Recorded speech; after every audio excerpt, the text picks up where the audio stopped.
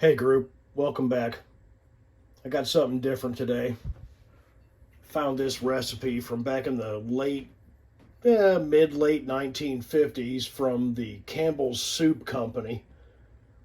This was originally published as a barbecue sauce, an inexpensive version for the homemaker to make something interesting for their family.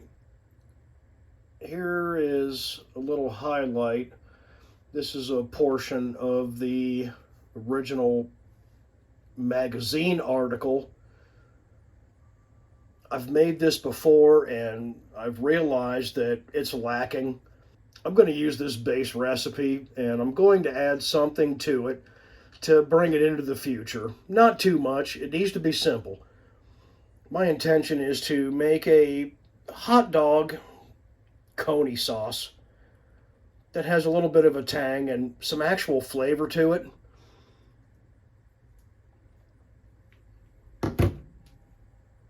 So what I have here, I've got my dry spices together, and this is slightly different than the original recipe.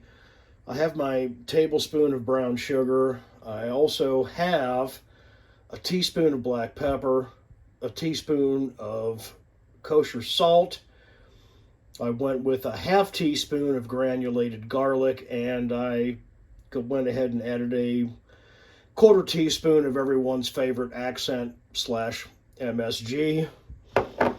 Here I went ahead and combined a tablespoon of white vinegar, thinking back to the 50s. Again, the home cook would have used white vinegar.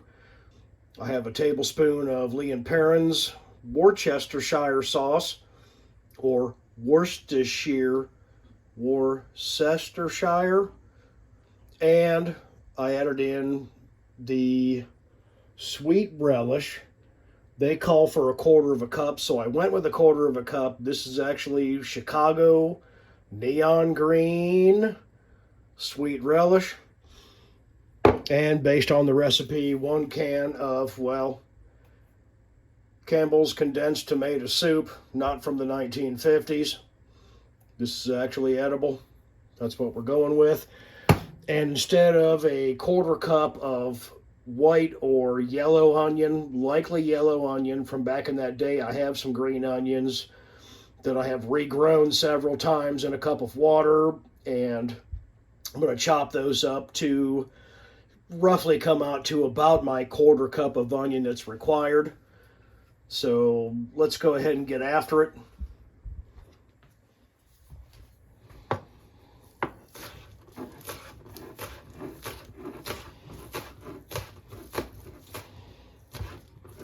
And this is just going to be a rough chop because this stuff is going to cook for some time. It all has to come together and cook.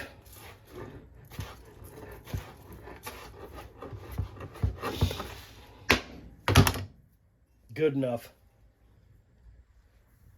Okay, I'm heating up my cast iron pot right now.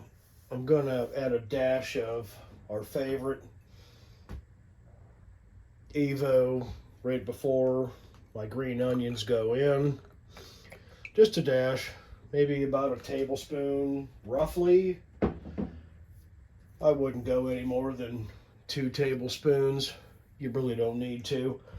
I want to get these onions started.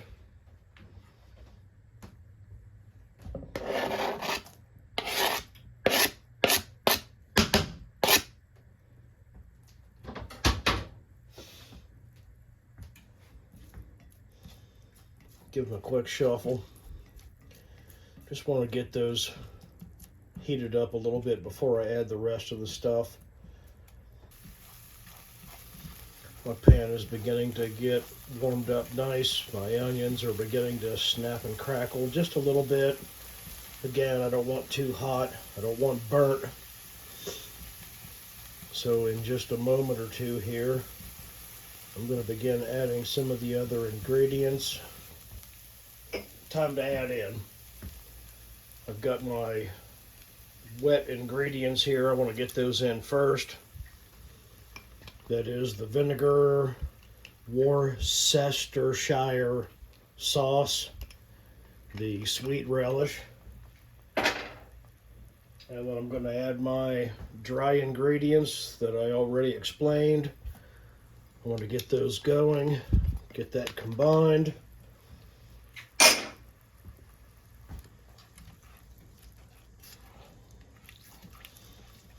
I want to give this a head start before I drop that condensed tomato soup in.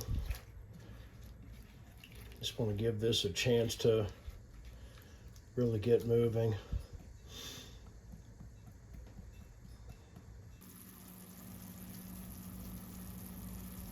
Okay, so after about 2 minutes, this is percolating good enough. I want to go ahead and get my condensed tomato soup into here. Ooh, yeah. Ooh, that is condensed.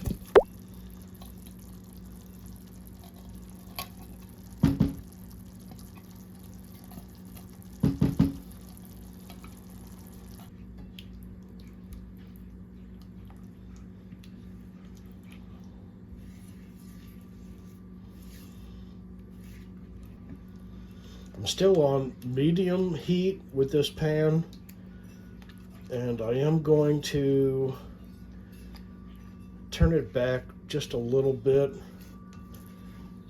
I don't want this to get burnt.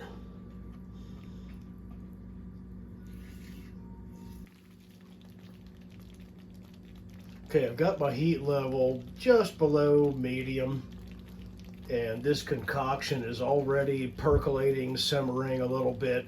Keeping in mind I have not added any water yet, but what I'm going to do is I'm going to add in some beautiful ground beef. This came from an Ohio butcher. This is a 90-10 grade beef. This is not something that came from another country. This is actually local beef.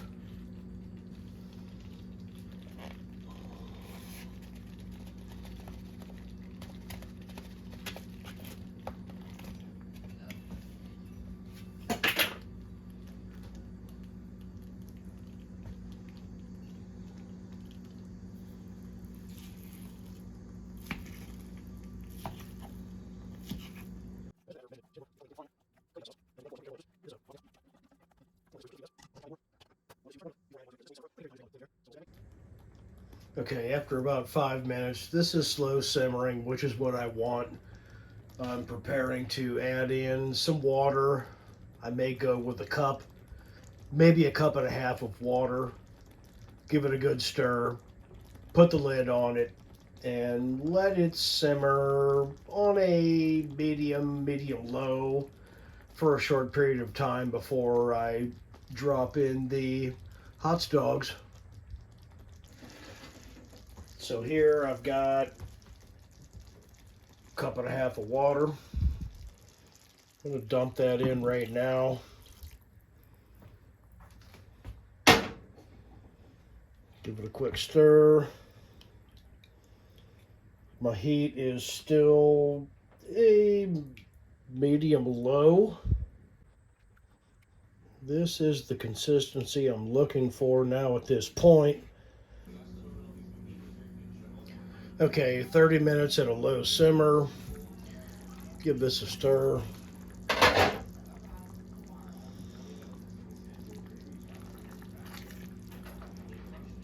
think I want to turn the heat down and cover this and let it cruise for another short period.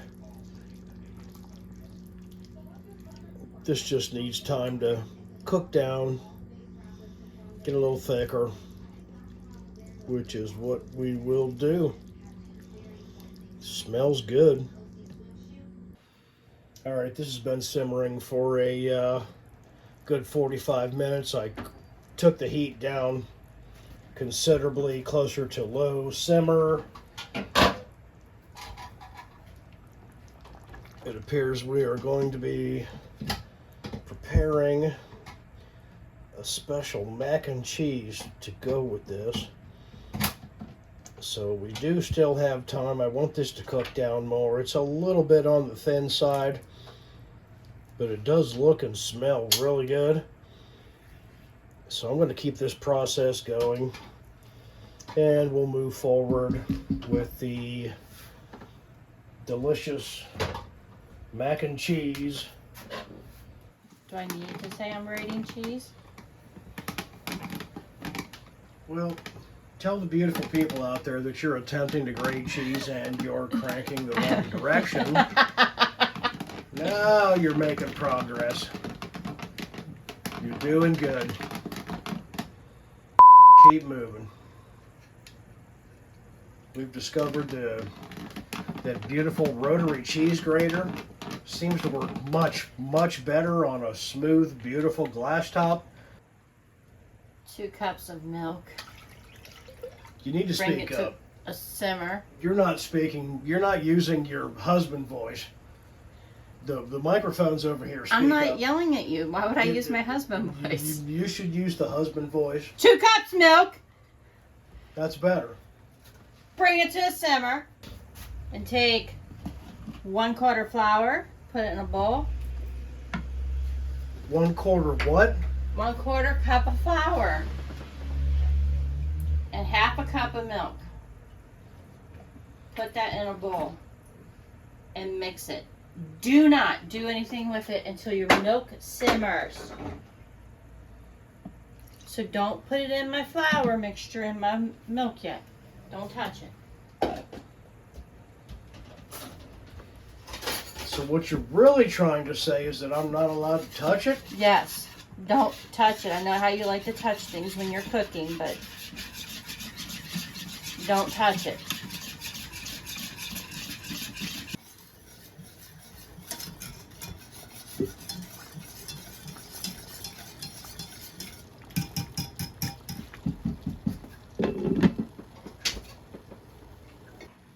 Now we're going to add this mixture, which was the flour and the milk, to the simmering container of milk. Scrape that bowl and add salt and pepper.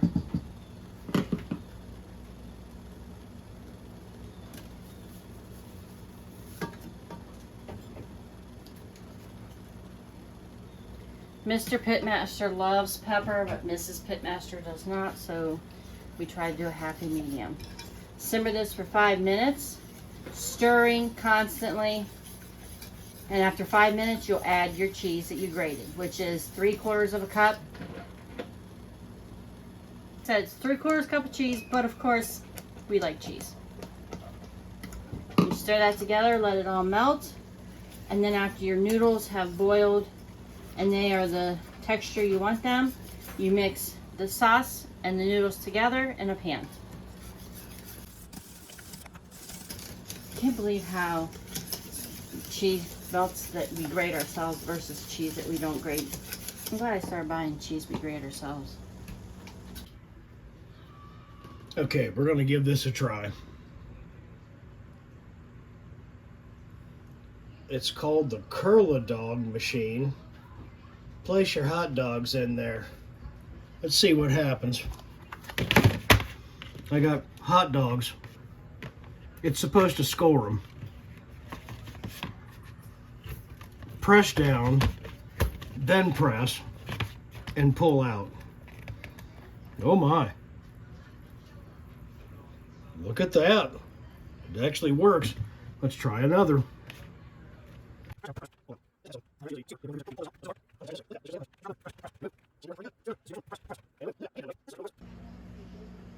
Okay. I put those bad boys in the air fryer for a short period. Just to kind of heat them up, put a little color on them. Look at that.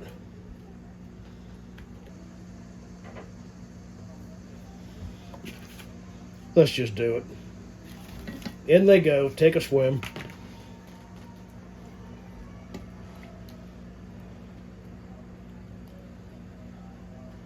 I mean, I can only imagine this is going to make them really good. If not, I'll never do it again.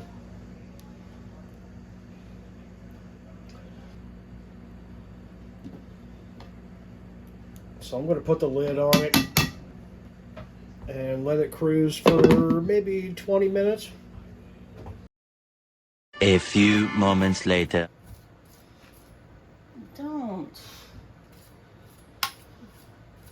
Don't put that on video. Well, a couple minutes under the broiler with our beautiful mac and cheese dish. We got some wonderful color. It looks good.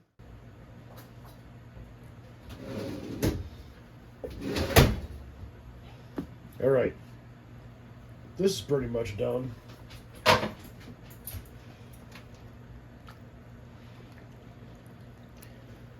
All that flavor has gotten in there. I'm going to be careful not to get too crazy. Just going to kind of stir it up a little bit.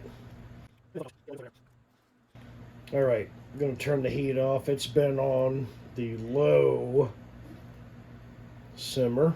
Careful.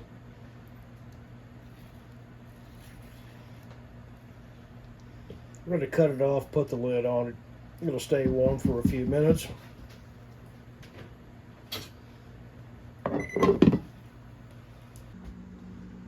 Okay, I'm going to build. Got some mild cheddar. Just a little bit in there. Little dash of mustard. And some of these fancy curled up dogs. Let's do a double take. Look at that.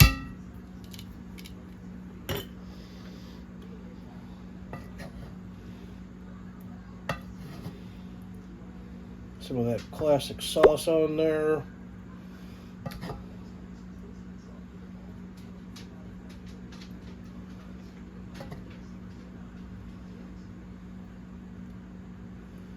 Yeah, it's going to be good. Get some of this mac and cheese.